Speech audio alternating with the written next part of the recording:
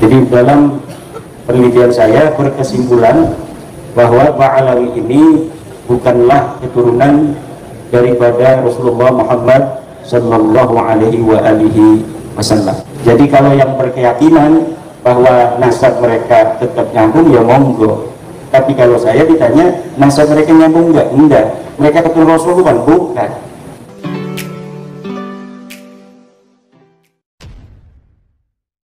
Assalamualaikum warahmatullahi wabarakatuh. Jumpa lagi dengan saya di channel Gagasan Progresif 79. Sahabat sebangsa dan setanah air dimana saja Anda berada, semoga semuanya dalam lindungan Allah Subhanahu wa Ta'ala, sehat walafiat, dan segala aktivitas dimudahkan oleh Allah Subhanahu wa Ta'ala. Kali ini kita akan menyimak salah satu video dialog yang diikuti oleh Kiai Imaduddin Usman, di mana ada sejumlah pertanyaan-pertanyaan yang disampaikan oleh pemandu, yakni seorang kiai, karena menurutnya sejak dia mengikuti perkembangan terkait dengan ramainya masalah nasab Ba'alawi ini, banyak kiai-kiai atau gus-gus maupun lora-lora yang kemudian mencoba membangun argumen untuk membantah apa yang menjadi temuan Kiai Imaduddin Usman.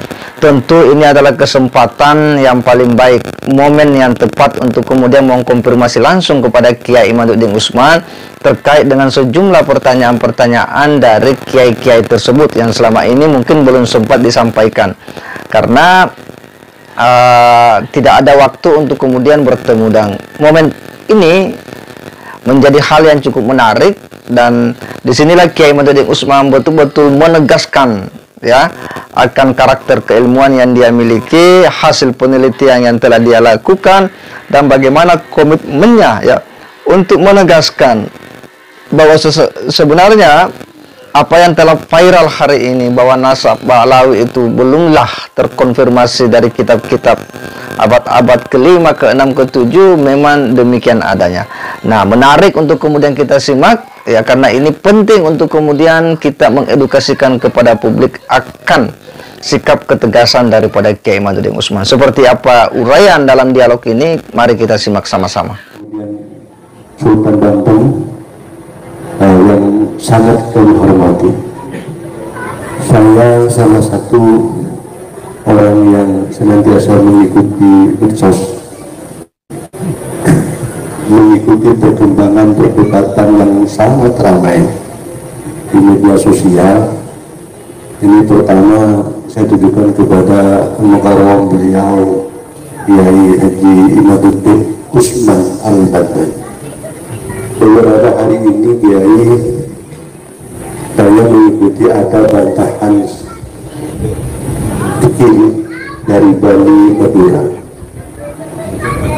lewat tesis tafsir. Saya belum, mohon maaf, belum mendapatkan jawab dari antum. Dengan ada beberapa waktu mungkin itu sudah dijawab, dan itu puaskan. Itu yang pertama. Kemudian ada wacana akan ada dialog damai antara antum dengan RA. Biar tak ngerti RA apa ya, tak berapa atau pada ngerti apa RA dia. Bahaya kalau disebutkan, khawatir ya, walaupun sesungguhnya sama saya dengan pendengar. Apakah itu jadi? Karena setelah ramai-ramai itu kok ayam boleh, ayam lagi, tidak panas lagi. Malah kemudian kemarin sambutan dari ketua RA di seminarnya itu sempat nyentil-nyentil, memang agak diam, damai, seakan-akan beliau menyampaikan dengan kalimat yang fatamorgana, eufemisme, perhalusan bahasa. Artinya, tapi beliau tetap kekeh dengan keakuan. Dari situ beberapa pertanyaan kami itu saya masih belum mendapatkan langsung dari antum jawaban atau sanggahan, paling tidak pencerahan. Itu satu. Yang kedua, kepada Sultan Banten barusan menyampaikan ciri-ciri ada bahasa asli. Mohon maaf, shotnya apa aslinya pakai sen apa shot itu Pak? Mohon maaf, ini ngampung bahasa Kiai Hasyim Muzadi, aslinya shot apa sen ini? Khawatir pakai sen ini dengan mereka ini gosip. Dia jawab sendiri Ustaz. Itu saja mungkin sebagai pendengar. Assalamualaikum warahmatullahi wabarakatuh.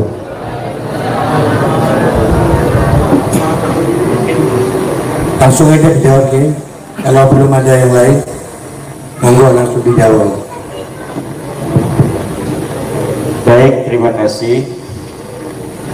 Mungkin para santri karena belum bawa HP ya, belum mengetahui adanya perdebatan ilmiah via medsos, di mana saya membuat sebuah tesis ilmiah berdasarkan kajian-kajian kitab nasab dari abad yang satu zaman dengan Ahmad bin Isa bin Muhammad An-Naqif, yaitu salah satu amudun nasab dari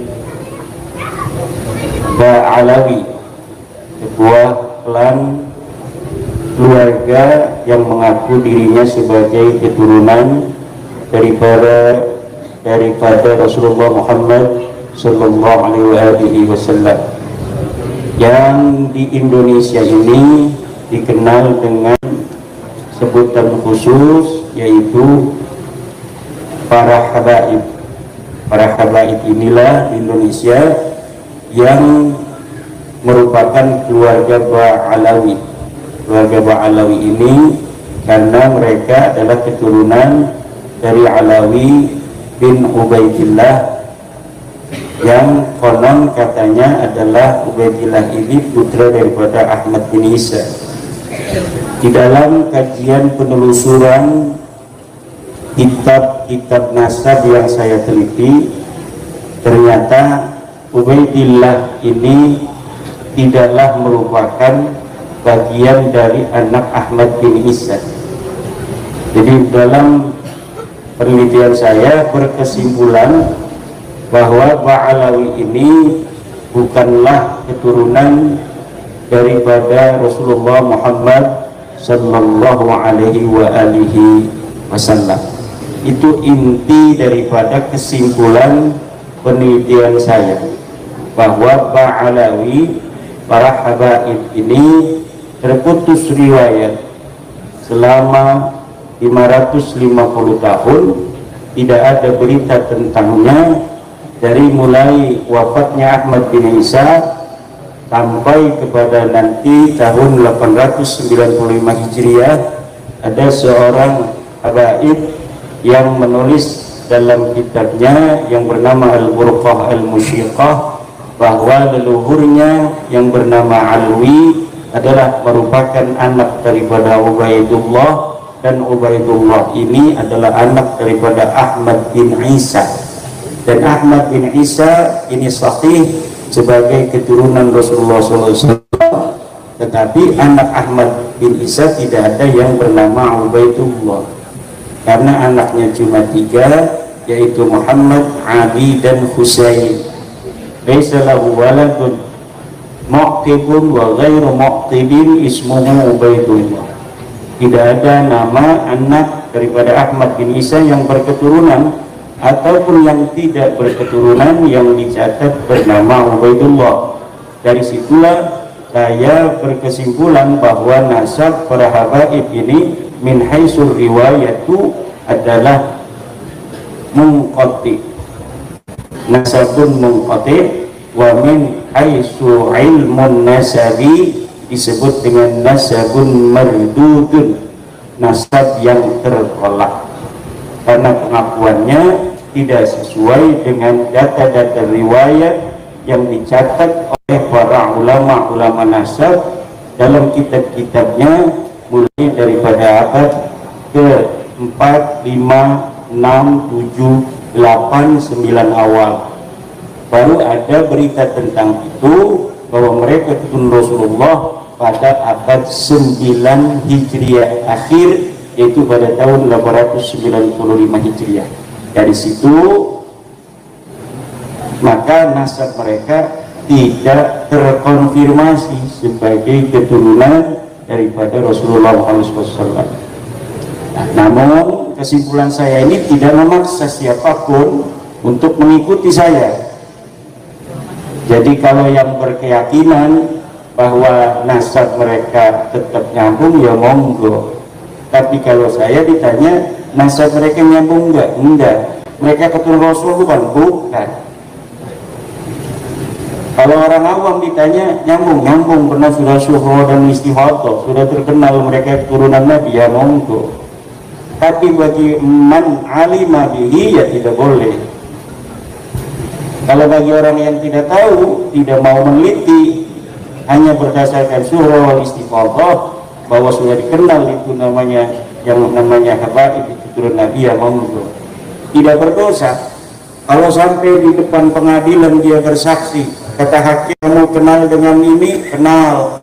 Siapa namanya? Fulan. Apakah dia keturunan Rasul? Habib Anu? Betul, dia keturunan Rasul.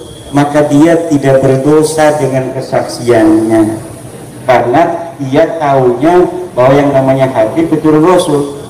Tapi wa man alima bin qita'i nasabihi thumma yaqumu bainal hakim, ditanya oleh hakim, apakah kamu mengenal dia? Mengenal. Apakah dia turunan Nabi? Bukan. Kalau jawabnya iya, padahal dia tahu di dalam kitab-kitab itu putus, maka kesaksiannya dianggap palsu. Tidak bisa lagi dia itu menggunakan syuhra dan istifadah.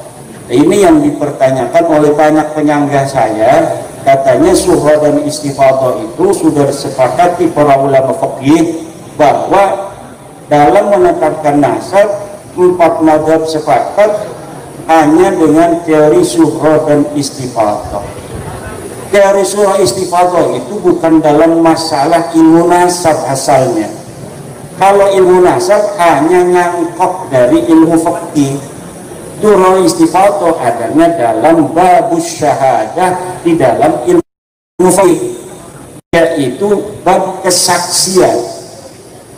Kesaksian itu pertama harus menyaksikan. Orang yang jadi syahid itu syaratnya harus menyaksikan. Kamu jadi saksi pembunuhan, ya harus orang yang menyaksikan pembunuhan. Tidak bisa karena syuhra dan istifadah orang membunuh kita dipanggil oleh hakim, apakah kamu tahu bahwa si fulan membunuh si fulan yang lain? Tahu. Kamu bersaksi dari mana? Syuhra wal istifadah, karena orang-orang ngomong begitu semua. Tidak bisa. Tapi ada dalam masalah fikih beberapa hal yang boleh digunakan syuhra dan istifadah untuk kesaksian.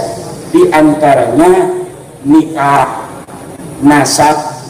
Nah itu boleh menggunakan syuhra wal istifadah. Wiladah, misalnya Ibu Maryam melahirkan si fulan, yang tahu melahirkannya dukun bidan.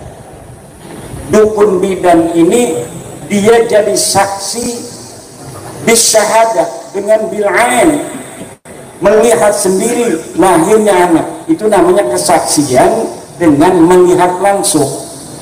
Tapi orang kampung mendengar di luar, wih, Ibu Maryam sudah melahirkan, langsung anaknya apa? Laki-laki. Akhirnya ada ditanya oleh hakim dalam kesaksian, kamu tahu bahwa Ibu Maryam melahirkan? Tahu. Berdasar apa? Mendengar dari masyarakat. Itu dibolehkan hanya dalam bab wiladah. Kenapa? Karena ma'dzur, gak boleh orang yang bukan muhrimnya masuk lagi orang lagi melahirkan. Selanjutnya pernikahan itu boleh dengan menggunakan syuhra wal istifadah. Selanjutnya adalah nasab. si anak si fulan sudah terkenal bahwa dia adalah anak kandungnya si Zaid. Walaupun kita tidak melihat akta kelahirannya, tidak mengetahui surat rumah sakitnya bahwa si fulan anaknya si Zaid, kita boleh bersyahadah bahwa si fulan anaknya si Zaid hanya berdasarkan mendengar tasamo dari orang lain. Tapi bagi yang tahu bahwa dia anak angkat, kalau dia bersaksi demikian, maka dia dianggap saksi palsu, bisa dipenjara. Dia tahu bahwa itu anak angkatnya, karena banyak orang yang tidak tahu bahwa anak angkat seseorang, si fulan itu anak angkat seseorang, karena dia datang ke satu komplek bawa anak, diaku anak ini adalah anaknya dia. Akhirnya surah dan istifadah di komplek itu bahwa anak ini adalah anaknya dia, padahal anak yang dibawa oleh dia pindah ke komplek itu adalah anak angkat.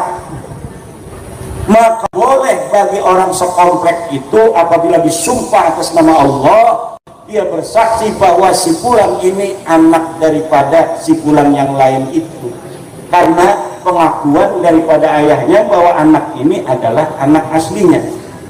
Tapi waman lahu bayyinatun sharihatun, orang yang tahu bahwa itu anak angkatnya, kalau dia disumpah atas nama Allah kemudian dia mengatakan itu anaknya si fulan itu, padahal dia tahu itu adalah anak angkatnya, maka dia termasuk syahadatuz zur, saksi palsu. Minal kabairis salas, termasuk dosa besar yang 3. Dosa besar bagi orang yang tahu kalau ditanya mengatakan selain dari apa yang dia ketahui. Itu surah dari istiqomah. Nah, akhirnya zaman sekarang banyak ahli nasab yang mutasahil fi isbatin nasab. Orang-orang yang mudah menetapkan nasab dengan teori surah dan istifadah, maka banyak di dunia ini akan terjadi pengakuan-pengakuan nasab kepada Rasulullah min ghairi bayyinatin sharihatin, innama huwa bi adna qarinatin. Banyak hanya dengan adna qarinah. Maka saya berani untuk berdebat dengan ahli nasab. Dia mencangkok ilmu fikih, tapi ahli fikih tidak boleh masuk ke dalamnya. Kemudian menetapkan nasab hanya berdasarkan surah dan istifadah, dan menjadikan surah dan istifadah paling kuat-kuatnya penetapan. Tidak bisa. Kebenaran itu mempunyai standar yang masuk akal dan logika. Kalau misalnya kebenaran itu tidak mempunyai standar, orang akan bikin metodologi sendiri yang melawan logika kebenaran. Coba lihat ahli fikih, kaidah-kaidahnya tidak ada yang bertentangan dengan logika. Tidak. Kenapa? Matang perdebatannya. Sudah lolos perdebatan sejak zaman Imam Syafi'i, Imam Abu Hanifah, murid-murid Abu Hanifah dengan Imam Syafi'i, kemudian murid Imam Syafi'i dengan cucu murid Imam Abu Hanifah dengan Imam Ahmad bin Hambal, sehingga kita fikih yang kita baca sekarang semuanya logis dalam mencari kebenaran.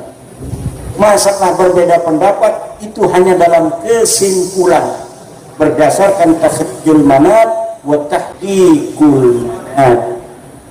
Tetapi sekarang ini, makanya saya surati itu Syekh Mahdi Ar-Rajai, bahkan saya berani untuk dialog dengan Syekh Mahdi Ar-Rajai.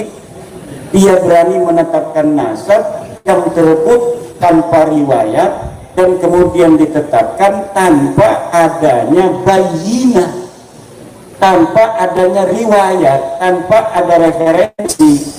Kemudian setelah 550 tahun ada orang yang mengatakan bahwa Ubaidillah sebagai anak Ahmad, 500 tahun kemudian ini anak Ahmad yang bernama Ubaidillah ini katanya berketurunan banyak, orang-orang diilhakkan semua tahu suhro istifaqah. Sekarang kita punya bayina, mau meneliti, kemudian kesimpulannya itu terputus, kemudian marah-marah. Misalnya santri dari Al-Qadiri ditugasi oleh Yai Omar ke Papua. Biasanya 1 tahun pengabdian ada santri Jawa itu biasa ke Papua, ya kan? Ada yang ke NTB. Santri saya yang meneruskan mondok di Sidogiri sekarang lagi di Papua. Datang ke saya, Pak, saya mohon doa ditugasin di Papua. Ini udah ditetapkan belum, tapi kira-kira di Papua. Karena ditetapkannya nanti mau berangkat langsung ditetapkan, begitu katanya. Nah pas di Papua dia nggak mau pulang lagi, ada wanita cantik di sana. Kemudian dia mengaku dia sebagai sayyid dari Jember, padahal dia bukan sayyid, bukan turunan Rasul, mengaku di sana sayyid. Namanya Sudarman misalnya, Sayyid Sudarman. Akhirnya setelah 500 tahun di pedalaman Papua itu sudah terkenal lah anak keturunan Sudarman ini disebut Sayyid Sudarman, ada Sayyid si Malakama segala macam di sana. Tiba-tiba ada orang Jember datang ke Papua, kemudian disebut di situ ada kampung Sayyid, semuanya satu kampung Sayyid semua, asluhu dari Jember katanya. Wah, karena dia Jember, ada ngaku orang sekampung asli Jember, dia silaturahmi di sana. Kemudian setelah ngobrol-ngobrol, bacain silsilah, ada ini nama Syarif Sudarman, terus bin Anu kan. Nah ini heran kan, bernama bapaknya Sudarman kok nama kakeknya Husain. Maka pulanglah orang yang Jember ini, kemudian ngobrol sama orang ini. Di sana ada seorang sayyid di kampung Papua namanya Sudarman, sekarang anak keturunan yang sayyid-sayyid itu di Papua semuanya keturunan daripada Sayyid Sudarman itu, aslinya dari Jember dan mondoknya di pesantren Al-Qadiri. Itu tahun berapa? 500 tahun yang lalu, 2023. Nah karena di pondok ini ada data di arsip, maka dilihat 500 tahun yang lalu datanya masih ada ceritanya. Dibuka tahun 2023, betul ada santri Sidogiri, santri Al-Qadiri ditugaskan ke Papua, namanya Sudarman, bapaknya Kidang, Sudarman bin Kidang. Pas di sana kok namanya Sudarman bin Syarif Husain bisa. Lah ini orang berarti sudah punya bayina di sana berdasarkan surah wal istifaqah. Kalau misalnya di pertentangan kira-kira menang yang mana, yang hakikat benar, apakah yang berdasarkan data dari pesantren Qadiri, fotonya juga ada, alamatnya lengkap, tanggal lahirnya lengkap, asal kampungnya lengkap. Sedangkan di sana hanya berdasarkan surah wal istifaqah bahwa Sudarman ini punya ayah Husain. Di sini sudah jelas ditulis, manuskripnya 500 tahun masih ada. Nama ayahnya namanya Kidang. Kira-kira yang mana yang benar? Yang Kidang, bukan yang Husain. Inilah yang terjadi. Kira-kira demikian. Nah mengenai jawaban dari antitesis Madura saya belum dengar ya, belum. Jadi belum dengar apa namanya. Ada juga Lora Ismail itu. Nah kalau Lora Ismail itu standar sama tentang surah dan istifat intinya. Jadi surah istifat itu husnudzon.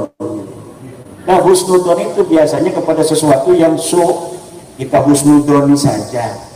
Ada kiai-kiai marah-marah, kamu ini semua kita husnudzon, itu untuk kebaikan kita. tapi bentuknya mah marah-marah. Marah-marah itu jelek apa baik? Marah-marah itu jelek, tapi karena yang marah kiai kita husnul. Dan boleh saja husnul, tetapi itu namanya serendah-rendahnya dalil. Di dalam bab syahadah pun dilakukan atau dibolehkan ketika tidak ada bayinah. Apabila ada bayinah, apalagi bayinah ini bertentangan, maka quddimatil bayyinatu 'ala syuhrati wal istifad. Wallahu wal muwaffiq ila aqwamit thoriq. Wassalamualaikum warahmatullahi wabarakatuh.